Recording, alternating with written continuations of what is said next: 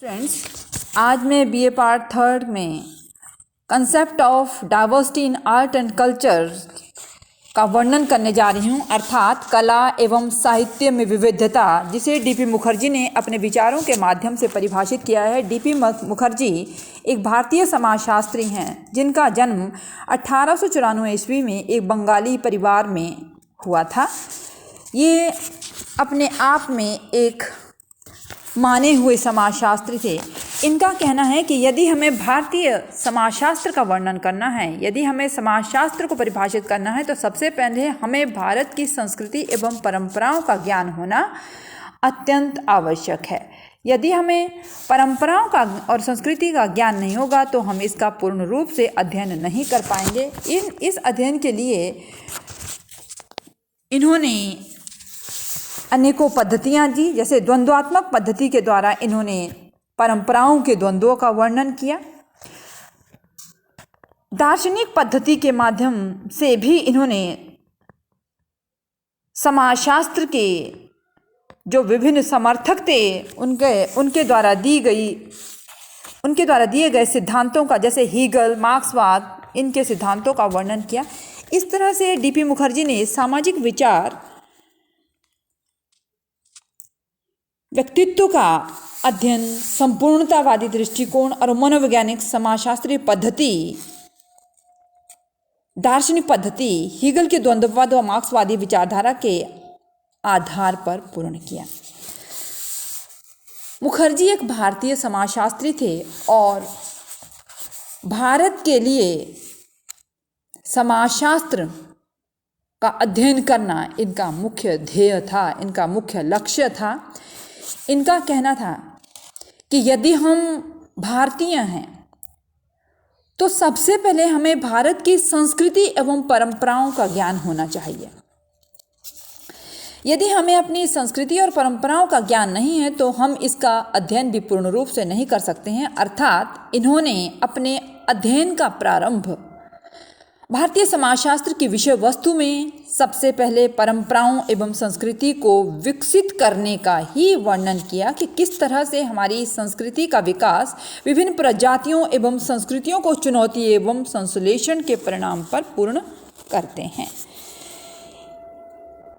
इसके बाद इन्होंने भारतीय समाजशास्त्र के लिए एक व्याख्यात्मक पद्धति का वर्णन किया, जिसमें एक भारतीय के रूप में तथाकथित शोध प्रबंधों के जंगल में कोई भी जीवन अर्थ खोज निकालना असंभव पाता हूँ। इसके आधार पर इन्होंने 1955 ईस्वी में भारतीय समाजशास्त्र तथा उसके अनुस्थापन के विषय पर अपने विचार व्यक्त किए। इसके साथ ही इन्होंने पाश्चात्य वैज्ञानिक तकनीकी का भी विरोध किया कि पाश्चात्य यानी पश्चिमी देशों की जो संस्कृति है वो हमारी भारतीय संस्कृति को प्रभावित कर रही है, उसका भी इन्होंने विरोध करना प्रारंभ किया।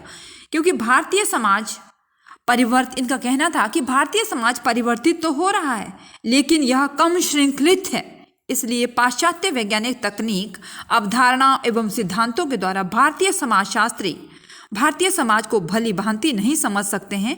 इसलिए पाश्चात्य संस्कृति का प्रयोग करना असंभव है या सही नहीं है, क्योंकि इस अवधारणा के आधार पर हम यह देख सकते हैं कि भारतीय समाजशास्त्र को पश्चिम के समाजशास्त्र की अनुकृति बनाने का इन्होंने विरोध किया। अंत में इन्होंने मार्क्सवाद का वर्णन किया, जिसमें कार्ल मार्क्स ने द्वंद्व शब्द का प्रयोग किया है, अर्थात द्वंद्ववाद का प्रयोग किया है। मार्क्स ने द्वंद्ववाद को वाद विवाद एवं संवाद के माध्यम से इसका वर्णन किया है। इसी तरह से मुखर्जी ने भी मार्क्स के इस सिद्धांत को फॉलो किया, उसका अनुसरण किया और उसी के आधार पर इन्होंने परंपराओं के द्वंद्वों का भी वर्णन किया है। अंत में डीपी मुखर्जी ने भारतीय सामाजिक परंपरा में जो परिवर्तन आए हैं उनका क्या महत्व है और कैसे परिवर्तन आए हैं, 1955 में इन्होंने अखिल भारतीय समाजशास्त्रीय सम्मेलन जो कि देहरादून में हुआ उसका इन्होंने वर्णन किया इसका वर्णन इन्होंने 1958 ईस्वी में अपनी पुस्तक डाइवर्सिटीज में किया है, जिसमें इन्होंने Indian tradition and social change के माध्यम से इसको प्रकाशित भी किया। इस प्रकार से डीपी मुखर्जी ने भारतीय साहित्य का उनकी विविधताओं के आधार पर वर्णन किया है। तो मुखर्जी ने भारत में जो विविधताएं हैं उनको दो आधारों पर परिभाषित किया है। पहली है भारतीय साहित्य में विविधता और दूसरा है भारतीय कला में विविधता। अर्थात सबसे पहले इन्होंने भारतीय साहित्य की विविधता का वर्णन किया है और इसे इन्होंने निम्नलिखित आधारों पर व्यक्त किया है। पहले इन्होंने सोशल प्रॉब्लम इन फिक्शन में जो 20वीं शताब्दी में कलकत्ता में इसका वर्णन किया है। दूसरा इन्होंने सोशियोलॉजी ऑफ इंडियन लिटरेचर में जो कि 1950 से 1952 तक, इसमें इन्होंने भारतीय साहित्य की विविधता का वर्णन किया है। तीसरा इन्होंने social change and intellectual interest जो कि 1956 में इन्होंने इन 3 लेखों के माध्यम से अपनी पुस्तक डाइवर्सिटीज में इसका भली प्रकार से वर्णन किया है। मुखर्जी का कहना है कि यदि हम भारतीय साहित्य संबंधी विविधता का समाजशास्त्र के आधार पर वर्णन करते हैं तो इससे यह पता चलता है कि डाइवर्सिटीज में प्रकाशित लेख सोशियोलॉजी ऑफ इंडियन कल्चर में इसका वर्णन किया है। इनका कहना है कि साहित्य में संस्कृति एवं समाज का गत्यात्मक वर्णन मिलता है। संस्कृति और समाज का कैसा गत्यात्मक, डायनेमिक, जो परिवर्तित होता रहता है। इन्होंने ये भी कहा है कि सांस्कृतिक परंपराएं एवं प्रयोग सामाजिक क्रियाओं को प्रभावित करते हैं तथा सामाजिक क्रियाएं सांस्कृतिक परंपराओं को प्रभावित करती है। अतः इनका कहना है कि इनका कहना है कि समाज के साहित्य की प्रकृति का समाज ही संस्कृति एवं सामाजिक क्रियाओं के माध्यम से एक दूसरे के साथ प्रत्यक्ष एवं घनिष्ठ रूप से संबंधित होती है। जिसमें मुखर्जी का कहना है कि भारतीय साहित्य के विकास की इस समग्रता का अन्वेषण करना होगा जो भारत के सांस्कृतिक परिवर्तन के सामान्य रूप को स्पष्ट करता है। अर्थात डीपी मुखर्जी ने साहित्य के विकास का वर्णन करते हुए कहा है कि मुखर्जी ने संस्कृत को भारतीय संस्कृति एवं परंपरा का मुख्य स्रोत माना है। अर्थात आपने अभी पीछे भी मैंने आपको बताया कि संस्कृत जो साहित्य है उसमें सबसे पहले संस्कृति और परंपरा का मुख्य प्रयोग किया गया है। संस्कृत को ही संस्कृति और परंपरा का एक सोर्स माना जाता है, एक स्रोत माना जाता है। इसलिए भारतीय साहित्य एवं कला के विकास का अध्ययन प्राचीन काल में संस्कृत साहित्य से ही शुरू होना चाहिए। अर्थात इनका मानना था कि हम सबसे पहले जब भी भारतीय समाजशास्त्रीय साहित्य का वर्णन करते हैं तो सबसे पहले हमें संस्कृत के साहित्य का वर्णन करना होगा। ये डीपी मुखर्जी का सबसे पहला विचार था भारतीय साहित्य को परिभाषित करते समय।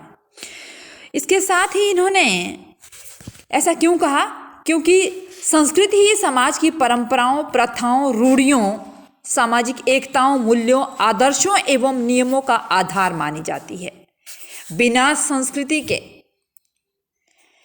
इन सब चीज़ों का हम वर्णन नहीं कर सकते हैं, क्योंकि संस्कृति जीने की कला है और वो जीने की कला जो कि एक पीढ़ी से दूसरी पीढ़ी को हस्तांतरित होती है उसका वर्णन यहाँ पे किया जाता है। इसलिए भारतीय साहित्य एवं कला के विकास का अध्ययन प्राचीन काल में संस्कृत साहित्य से ही प्रारंभ किया गया था। भारतीय साहित्य पर इस्लाम धर्म का प्रभाव सबसे ज़्यादा पड़ा, उसके बाद भक्ति काल का प्रभाव और बाद में पश्चिम के अंग्रेजी साहित्य का प्रभाव हमारे भारतीय समाज पर पड़ा।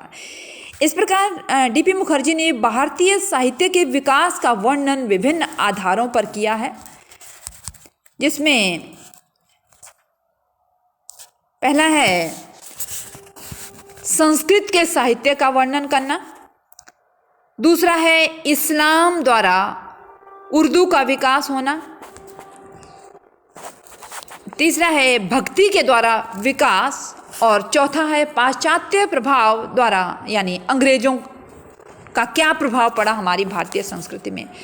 अतः इस समाजशास्त्रीय अध्ययन से हम यह निष्कर्ष निकाल सकते हैं कि डीपी मुखर्जी ने सबसे पहले यदि संस्कृत के साहित्य का प्रयोग सबसे महत्वपूर्ण माना, यानी जो कि परंपरा और संस्कृति के स्रोत का मुख्य आधार मानी गई है, इसका वर्णन इन्होंने विभिन्न विकासों के माध्यम से इसका परिभाषित किया है और जिसका वर्णन करते हुए ये कहा है कि यदि हम पाश्चात्य संस्कृति का अनुसरण करते हैं तो पाश्चात्य संस्कृति हमारी सामाजिक एवं सांस्कृतिक क्रियाओं को प्रभावित करती है और हमारी भारतीय संस्कृति को उस तरह से श्रृंखलाबद्ध नहीं होने देगी जितनी की होनी चाहिए। इसलिए हमें पाश्चात्य संस्कृति का प्रयोग नहीं करना चाहिए। हमें अपनी संस्कृति का अध्ययन करके उसको स्टेप पीढ़ी दर पीढ़ी विभिन्न आयामों के द्वारा इसको विकासशील बनाना चाहिए।